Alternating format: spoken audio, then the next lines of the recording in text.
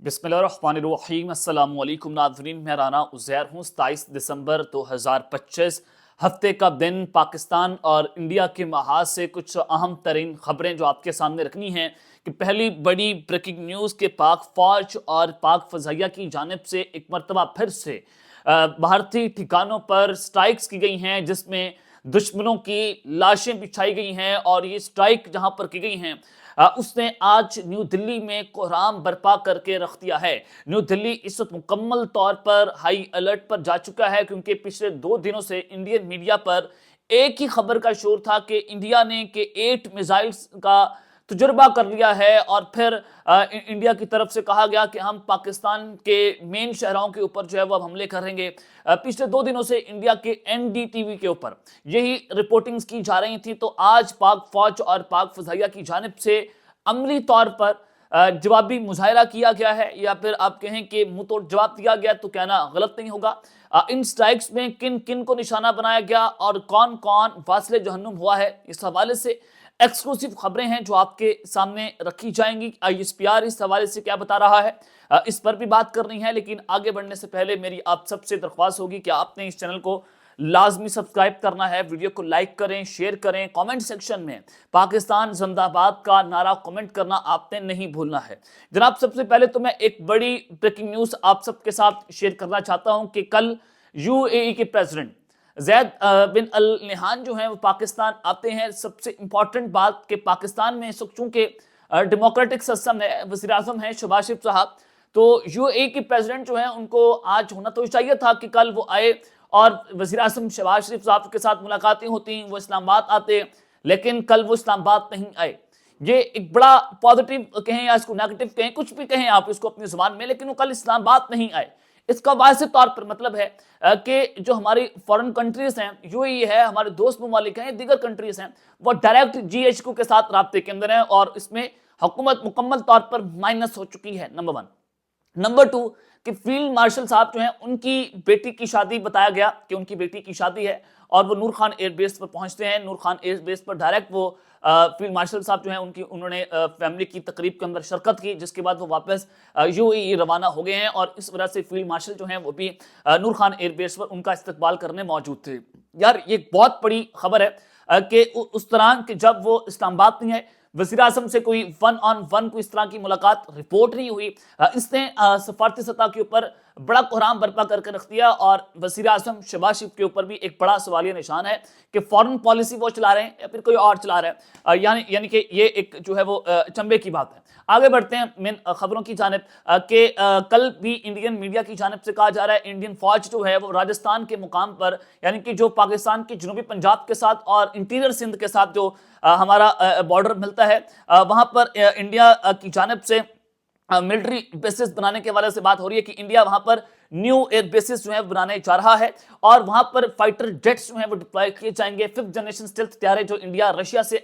SU-57 लेने जा रहा है, उसको भी वहां पर डिप्लॉय किया जाएगा, ताकि पाकिस्तान की जो 3 मेजर सिक्योरिटी बेसिस हैं उनको चंद सेकंड्स के अंदर निस्तो नाबूद करें। ये इंडियन मीडिया कह रहा है कि हम उसको पाकिस्तान को टारगेट करेंगे, लेकिन पाकिस्तान के ऊपर आप क्या टारगेट करेंगे, आपकी इतनी औकात, इतनी हैसियत? तो आज पाक फजाइया की जानिब से मुंह तोड़ जवाब दिया गया। एक अहम तरीन रिपोर्ट जनाब इस वक्त मंजर आम पर आई है, यानी कि जो मई 2025 का कॉन्फ्लिक्ट था, जो जंग थी जिसको इस सदी की सबसे बड़ी फजाई झड़प कहा गया, और उसमें पाकिस्तान ने 6 से 7 इंडिया के राफेल तैयारे मार गिराए और इंडिया की पूरी फ्लीट आपने ग्राउंड करके रखती। तो जनाब इस सारी सिचुएशन के अंदर एक रिपोर्ट मंजर आम पर आई है, क्योंकि एक तरफ तो अमरीकी जरीदे हों या डोनाल्ड ट्रंप हो, कह रहे हैं कि पाकिस्तान जीत गया, यानी कि दुनिया जो है वो इसकी जो है वो इसको तस्लीम कर रही है। तो आज रिपोर्ट में कहा गया कि Pakistan air force grounded the whole Indian air force within 60 to 80 minutes in May conflict. Reports कि पाकिस्तान की एयरफोर्स ने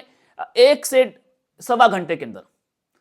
के अंदर पूरी की पूरी इंडिया की एयरफोर्स को ग्राउंड करके रख दिया था, नीस्तो नाबूद कर दिया था। अब राफेल तैयारे भी इंडिया के ग्राउंड हो गए और इंडिया को पता है कि हम राफेल तैयारे पाकिस्तान के खिलाफ अब इस्तेमाल नहीं कर सकते। वी नो डैट कि हम जब वो राफेल तैयारे उड़ाएंगे पाकिस्तान चंद सेकंड में उनको उड़ा देगा। तो अब इंडिया इस वजह से SU-57 की जाने बढ़ रहा है कि हम स्टेल्थ तैयारे लेंगे रशिया के साथ उनसे, और फिर पाकिस्तान के खिलाफ उसके जरिए हम जंग लड़ेंगे, क्योंकि राफेल तैयारों से जंग नहीं लड़ सकते हैं। और this is the main reason कि जब ये ऑपरेशन सिंधु 2.0 का शोर मचाते हैं, तो मैं हमेशा आपको कहता हूं कि इनकी उतनी औकात, इतनी हैसियत नहीं है कि पाकिस्तान के ऊपर ये हमला कर सके। یہ جانتے ہیں کہ رافیل طیارے پاکستان کے خلاف نہیں اڑا سکتے، نمبر 1۔ اور اب پاک فوج نے بھی جناب بھارتی ٹھکانوں کے اوپر سٹرائکس کی ہیں جس میں لاشیں بچھائی گئی ہیں، اور ISPR کی جانب سے اس پر مکمل طور پر بیان بھی سامنے آیا ہے، اور نیو دلی میں اس وقت مکمل طور پر